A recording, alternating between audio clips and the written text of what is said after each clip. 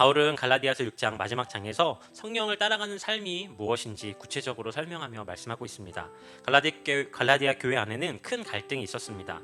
한쪽은 율법을 지켜야 구원을 받는다라고 이야기하고, 또 한쪽은 아니다, 오직 믿음으로만 구원을 받는다라는 복음을 붙들고 교회 안에 갈등과 분열이 이루어졌습니다.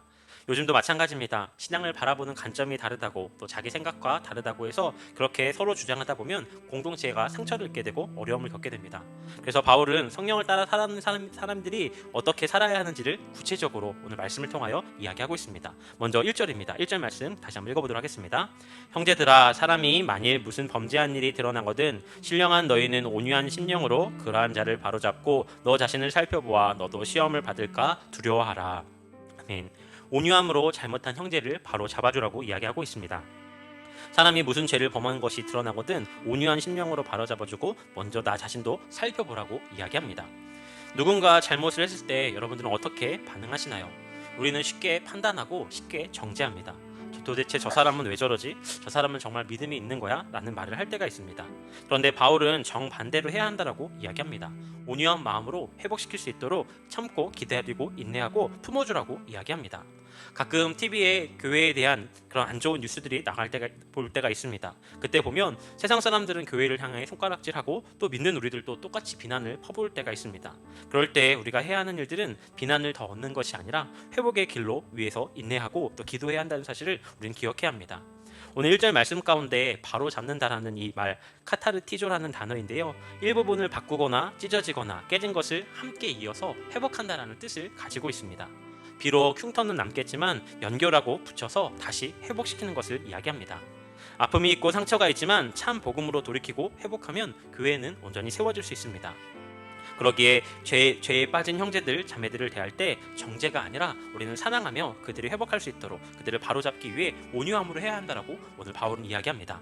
정죄는 누구나 할 수 있습니다. 하지만 온유함으로 회복시키는 것은 성령의 사람만이 할 수 있습니다. 이같이 바로잡을 때 온유한 심령으로 하라고 오늘 성경은 분명하게 말씀합니다. 부드럽고 온화하고 침착하게 다른 성도들의 잘못을 회복시켜야 합니다.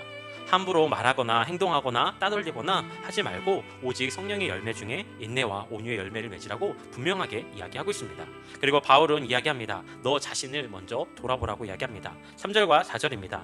만일 누가 아무것도 되지 못하고 된 줄로 생각하면 스스로 속임이라. 각각 자기의 일을 살피라. 그리하면 자랑할 것이 자기에게 있어도 남에게는 있지 아니하리니. 다른 사람의 짐을 져주면서 자신이 무엇이 된 것처럼 착각하지 말고 오직 나도 언제든지 넘어질 수 있음을 기억하며 교만하지 말고 사랑하며 섬겨야 한다라고 이야기하고 있습니다. 바라기는 우리 하나님교회 성도님들이 그렇게 더 온유함으로 잘못을 바라봐주며 서로 사랑하며 섬기며 나아갈 수 있는 저 여러분들이 되시기를 주님의 이름으로 축복합니다. 두 번째는 서로 짐을 지어주라고 이야기합니다. 온유한 심령으로 잘못된 부분들을 잡아줄 뿐만 아니라 서로의 무거운 짐은 함께 지라고 이야기합니다. 2절 말씀 다시 한번 읽어보도록 하겠습니다. 2절입니다. 너희가 짐을 서로 지라. 그리하면 그리스도의 법을 성취하리라. 아멘. 짐을 서로 지라고 이야기를 하고 있습니다. 여기서 짐은 단순한 무거운 가방이 아니라 마음의 상처, 경제적인 어려움, 또 가정의 문제, 신앙의 무게까지를 다 포함하는 것입니다. 점점점 사회는 개인주의가 강해지고 있습니다.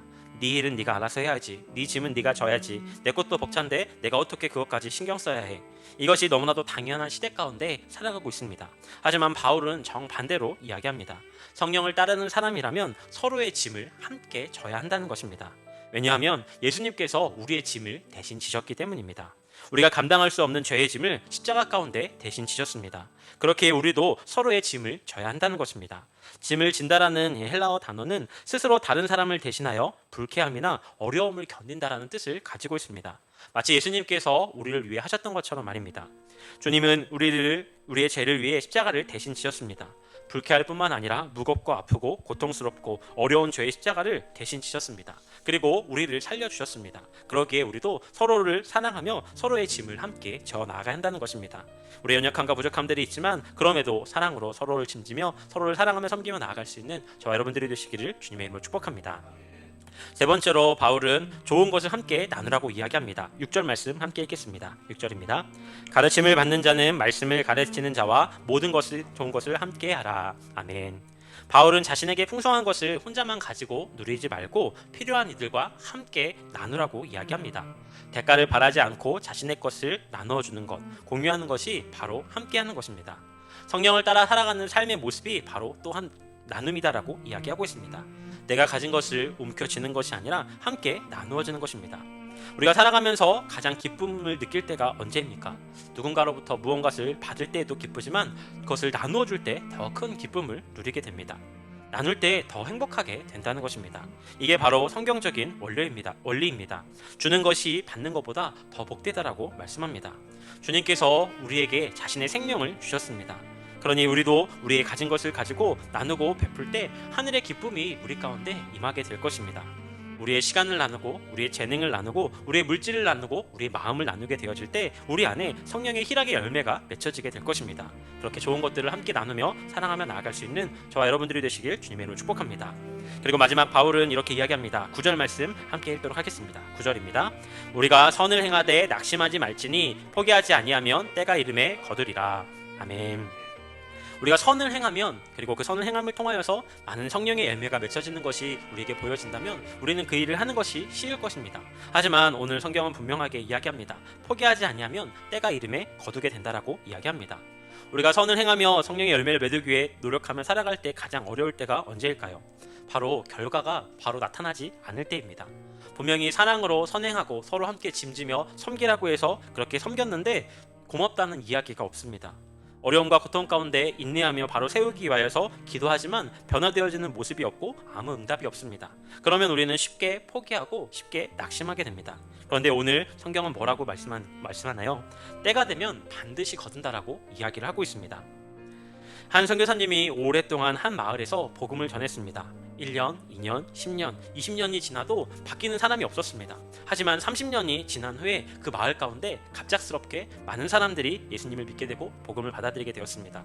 왜 그런 일들이 일어나게 되었을까요? 뭔가 특별한 일이 있어서일까요? 그동안 선교사님이 뿌린 눈물의 씨앗들이 어느 날 갑자기 열매를 맺게 된 것입니다. 지금 우리가 하는 기도, 우리가 베푸는 선행, 섬기는 그 사랑의 모습이 결코 헛되지 않습니다.